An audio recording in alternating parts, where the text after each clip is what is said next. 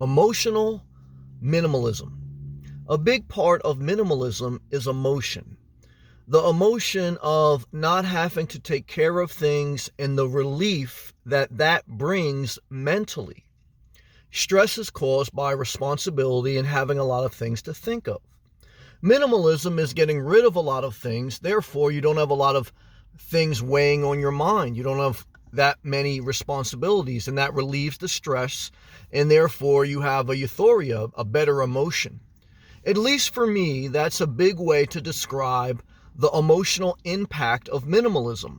Less stress, less worries, less mental anxieties. And that's why I really do like living simple. And I really don't care if some people look at me odd or bummy, or even if they would call me stupid. I don't care, because I have a joy that I really like not having to take care of a lot of stuff. And it doesn't matter to me, again, like if I look bummy or if people say, oh, you should get dressed up or you should have more stuff. So I've understood in life that emotions play a big part. For example, we all know mathematically to maintain weight or to lose weight, you need to eat 2,000 calories or below and be active. However, emotions take over at night when you're sitting there and you're watching TV or you're relaxing and you want to have an extra scoop of ice cream or a second serving of the meal. So emotions rule human nature many times. Another example is, you're dating someone that is not good for you. Their personality and their goals and their mindset are not that of a healthy, like-minded person. But yet, it's hard to resist not texting them, not staying in contact with them. Emotions many times rule over wisdom. And emotions can very much get us in bad places in life, whether it's driven by peer pressure, selfish desire, or whatever it is. And that's why I tell you that it is a discipline to keep it simple. There's a level of discipline to minimalism.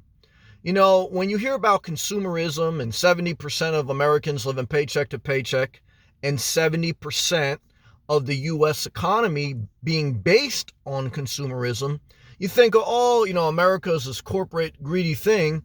And there may be a level of truth in that, but the reality is no one makes people buy stuff. We as society choose to buy stuff. And many times what the corporations and what the marketers do is they market it to us. They play off our emotions. They capitalize off our emotions. That's why fast food restaurants advertise. That's why clothing lines advertise. That's why there is advertisement, whether it's on an internet, YouTube video, whether it's on the side of a truck. Advertisements are based to play to your emotions, to hit home with you, to grab you, and to sell you something. And not all things that are marketed are necessarily bad. You can find someone selling you something that you need and that serves you, and that's great. However, like many things in life, we tend to overindulge, driven by emotions. And so on your journey to downsize, to minimalize, to simplify your life for less stress, you really have to get control of your emotions. And that's the hard part. And if you don't believe me, start throwing out stuff in your house that you don't use. Now, initially, you'll be fine with that, and you'll go into your closet, you'll reorganize, but then you're going to hit a wall, and you're going to have brand new clothes with the tags on them that mentally, emotionally, it's hard to get rid of. You're going to have memorabilia from hand-me-downs from your parents or from your children, and you're going to not want to get rid of them even though you don't use them. Why? Emotions. Very hard to rule the human psyche and the human emotional drive that pushes us to do things. And that's a discipline. And discipline can suck, can be hard, but discipline is also one of the elements that you need to live your best life. Because discipline is basically saying that you have a level of control in your life. Now, can any of us at any time be out of control? Of course, we're human. We're human, so we err.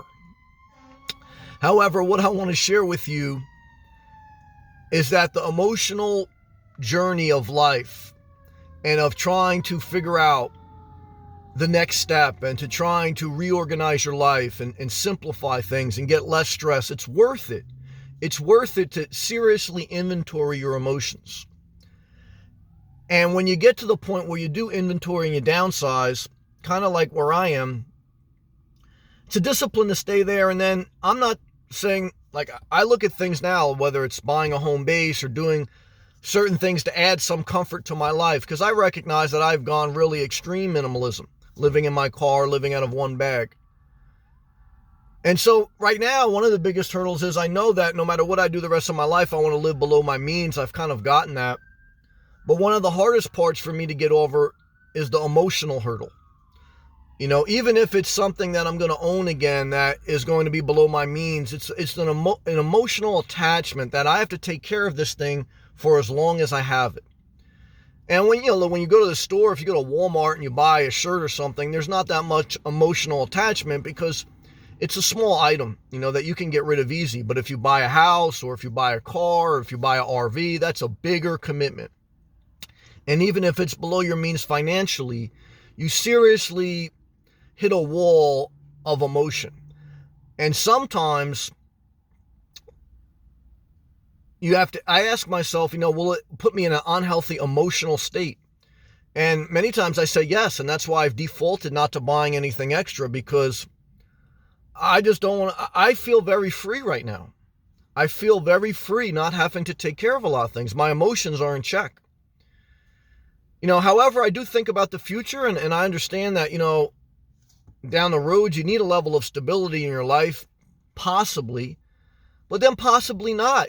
There's no perfect answer there, and if so I don't know, I struggle with that, and I'm sharing with you my thoughts, and I'm sharing with you the emotional part of life that I hope you are at least conscious of and that you try to work on, and you don't let your emotions rule over you, but you discipline them and you try your best. And when in doubt, keep it simple. When in doubt, keep it simple, because I just think that adds to less stress. In life, you always have to push yourself a little bit at certain times, so there's no exact science to every answer in life. I often say that life, there's no exact science. There is science. Science is studying of data, gathering it and forming a conclusion. That's a level of wisdom. However, it's also art. It's also unexplainable drawings, unexplainable theories, and it's just something that you have to kind of go by gut instinct. There's, math and emotion. And so hopefully this video helped you in some way to communicate what we as humans go through on our journey in life, and specifically tied to minimalism and trying to reorganize our lives so that we're not driven by society, but rather we are an example in society, but not to be like some superhero, but just to live a well life, to live a peaceful life and a joyful life with less stress. Does that matter? It does matter. It does matter. And that's what I wanted to share with you.